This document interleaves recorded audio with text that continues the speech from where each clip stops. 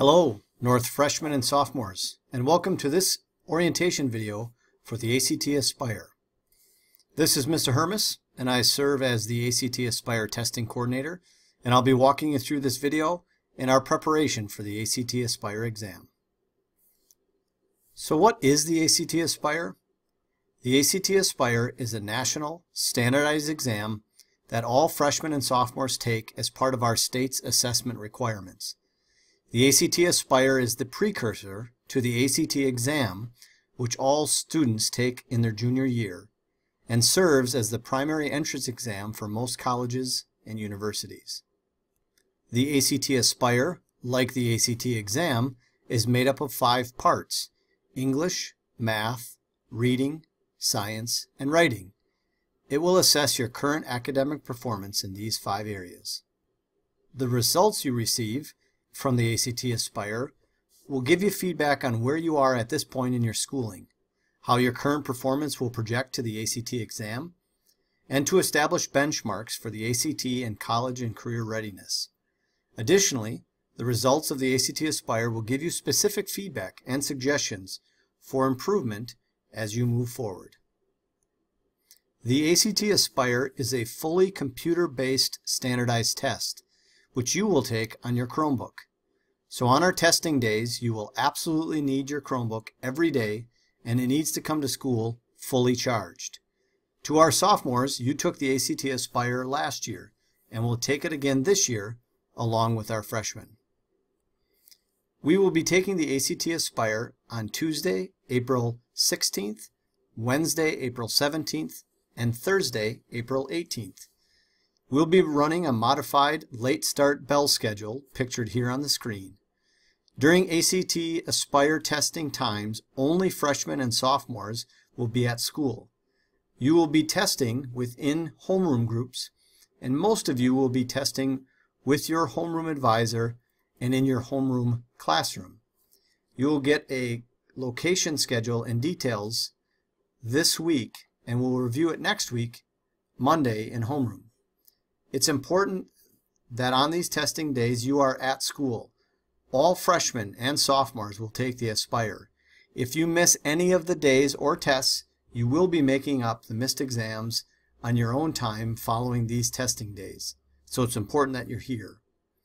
It's also important that you get a good night's sleep before each day and eat a good breakfast each and every morning prior to testing. This is an important test for you and for our school. We have high expectations of each and every one of you and know that you can do it. What I'd like to do now is show you what the actual ACT Aspire exam will look like. Specifically, I will show you the welcome and directions screen, testing tools and features, the types of questions you'll incur on the ACT Aspire, as well as get you information on practice test resources. So let's get into the exam now, and we'll start with the welcome and directions screen. Here we are inside the ACT Aspire testing navigation site.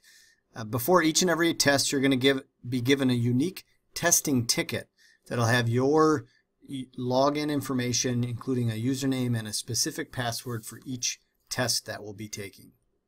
So I've logged into the practice test. Will look very similar to what you'll see on the actual Aspire testing days. What you'll notice when you log in to any test, you'll see which test you're slotted to take, how many sections there are, total number of questions, and then the time you have allotted to complete each test. Now obviously this is a practice test, so the number of questions and the time you have to complete are different than what we'll see, but you'll see that for each and every one of the tests that you take, as well as some specific directions for that particular test. And each different test has a different and unique set of directions that you'll want to review before starting the exam. So the second thing I wanted to show you was some of the features of the actual test navigation system. First of all, every time you're in an exam, it'll tell you which exam that you're taking of the Aspire, the number of questions. I'm here on question 1 of 14. So now I want to walk you through some of the tests, tools, and resources within it. The first one that's often missed by students, whenever you've got a question that has a reading passage that extends beyond just the pane that's shown here, you'll notice that there's a scroll bar here on on the right hand side. And so in using your trackpad on your Chromebook, you'll select that slider bar and then it'll get you to the rest of the text. Common mistake students will make is they think this is all the text that you're given when there's actually more below. So you're going to want to be mindful of, if you ever see that scroll bar appear, that there's more text to be found. Okay, beyond the scroll bar, generally speaking, the question or part of the text that you'll need is here on the left. The actual questions that you're to answer are here on the right. And so what you'll do is, if now you're going to answer a question, and again, I'm just going to randomly select an answer. I'm going to select that it's B. To get to the next question, if you'll notice up here in the top left-hand corner, there's directional arrows. This will get you to the next test question. So by selecting the next arrow, it'll get me now to question number 2. You'll notice that now I'm question 2 of 14. I've progressed to the next question in the test. You also notice when I went to question 2, the blue arrow back also illuminated, which will allow me to go back to question number 1 if I so choose. So this will navigate you through the questions. Now I've moved a little bit further along in the test to show you another feature here. So now I'm here on question number 5. It's a multiple choice question. There's another tool here called the bookmark. If, let's say, I'm reading this question and I'm not sure of the answer, or it's something I want to come back to later on, I can simply select the bookmark, and then it'll indicate for me that I've marked that in some capacity by using this review button. If you click this, you'll notice that I've answered questions 1, 2, 3, and 4, and I know that because of 2 things. One, this dot is gone. That means that I haven't answered that question yet. As well as, if you look here at the bottom, there's 14 questions total in this practice test. I've not answered 10 of them because I've answered these first 4. And then you'll notice that I've got this bookmark here on question number 5. This is a great tool that when you're getting to the end of the test and you have a chance to go back and review your questions, you're going to want to see that all of the questions that were possible that you've answered, and as well as if you want to go back to any of the bookmarks that you marked to see what you were thinking of, if you're sure of the answer that you gave, and so on. So the bookmark and review is another tool within the navigation system. Another set of tools that I'd like to show you here is these 2 tools, the pointer tool to navigate throughout the screen. There's also an answer eliminator.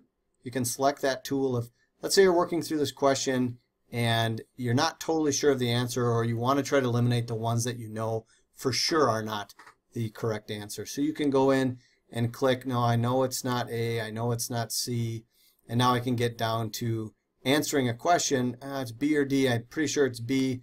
I click back to the pointer, I can then select B and move on to the next question. The last tool I wanted to show you that's available for you when you take the math test for the ACT Aspire is the calculator function. Now, for the math exam, you're allowed to bring your own scientific calculator, but the test itself has one built in as well. And you'll see here that it's a fully functioning scientific calculator that you can use within the test itself. All right, the next thing I want to walk you through is we've gone through the welcome and directions screen, talked to you about some of the testing tools and features. I want to walk with you through the type of questions that you'll encounter in the ACT Aspire, as there's several different types of questions that you'll see. So the first type of question that you'll see on the exam, and the one that's the most common, are multiple choice questions. So here I am inside the reading exam showing a multiple choice question. Again, you'll notice that scroll bar here. This is one of those extended text questions. So multiple choice are pretty straightforward. The question will be listed above, and then the possible answers are listed below. When you get over a dialog box, you click the one. If you want to switch your answer, you select a different one. So for any multiple choice questions, that's how you'll answer them. The second type of question on the ACT Aspire, fill in the blank. So here I am within the English test. Fill in the blank question will look something like this. In this particular question, they're saying there's a highlighted text in the essay, a word that may or may not be correct. And so for fill in the blank, they've got the sentence that's over here in the text, and what they're looking for is loan the right word. So to do a fill in the blank, you're going to just simply select the dialog box, pick the word that you believe is correct, and then navigate to the next question.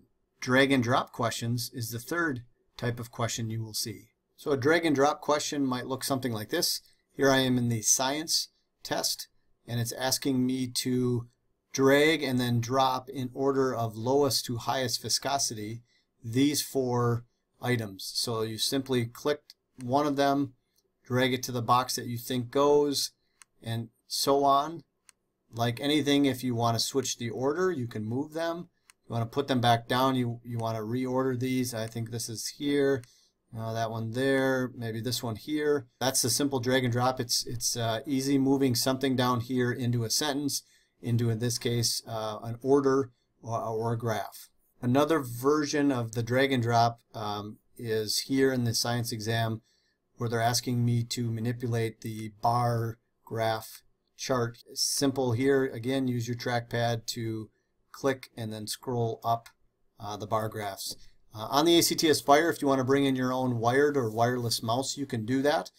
We won't be providing any mice for any student, as you can use a trackpad on your Chromebook, but if you're more comfortable using a mouse, you can do that for the ACT Aspire. Question type number 4, order of answers. So this is a order of answers in the math test, but here to change the order of answers, you simply click, slide over the answers that you think until you believe that the order of answers is correct, at which time then you can navigate to the next question. A variation of the order of answers question type could be here, as you see found in the English exam, where they've got a sentence and your job is to add these 3 elements into the sentence so that the sentence makes sense.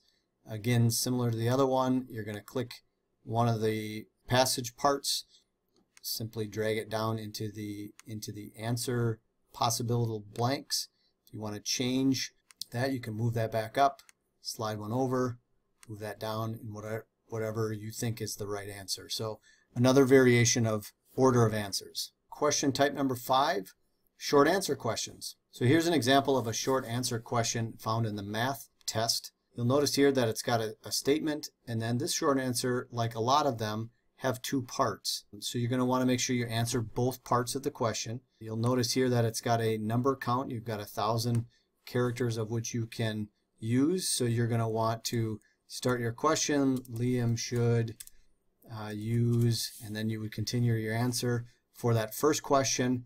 And then you're going to also want to include explaining why you think your answer is correct within your answer that you're given. So that's how the short answers work. The last type of question you'll see, essay question. So the essay question will actually be the test that we use, the writing test that we'll take on day 2. It will be a 1 question with then a corresponding prompt that you are to respond to in essay format. You notice here that you have 10,000 characters to use to answer this question. Obviously, you're going to want to make sure you read the question carefully and make sure in your answer you include all of the different elements that they're asking for in your response. Finally, I wanted to show you a website to a practice ACT Aspire exam. It is tn.actaspire.org. This site has all 5 types of tests for testing practice.